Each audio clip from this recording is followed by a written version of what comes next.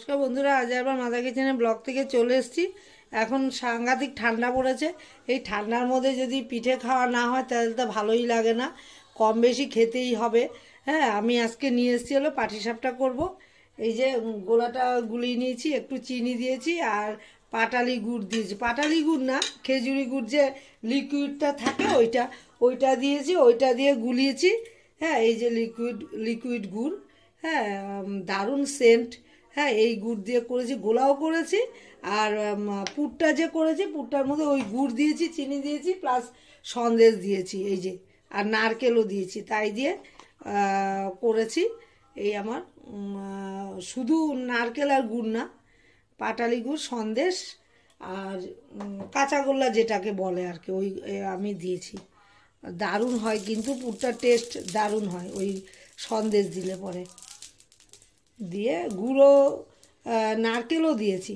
দিয়ে এই যে আমার এটা ব্রাশ করে নিয়ে তারপর গোলাগুলো দিচ্ছি। আমি খুব বেশি করিনি। এই যে গোলা, এই গোলাটার মধ্যে চিনিও দিয়েছি, আবার এই খেজুরি গুঁড়ো দিয়েছি, দুটোই দিয়ে করেছি। এবার কী করে আমি করি বন্ধুদের দেখাই।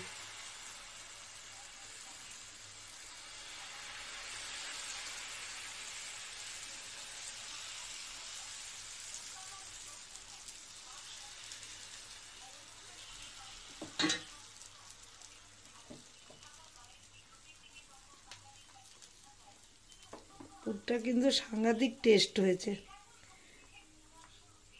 টেস্ট করা হয়ে গেছে।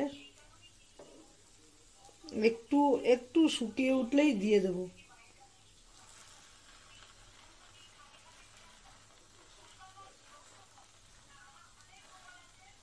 সামান্য শুকিয়ে উঠেছে, এবার বাকিটাও শুকিয়ে যাবে। না শুকালে উঠতে চাইবে না।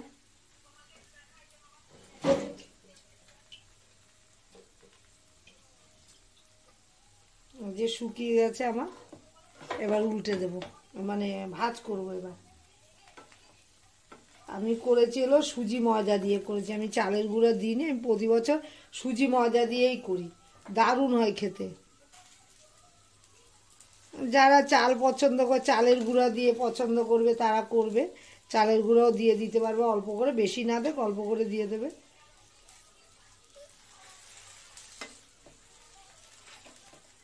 যেহেতু খেজুরি গুড় দেওয়া, এই জন্য একটু কালারটা, শুধু চিনি দিয়ে করলে একটু ফকফকা সাদা হতো আর কি। যেহেতু গুড় দেওয়া, একটু কালারটা পার্থক্য হয়েছে। এই যে আমার হয়ে গেছে।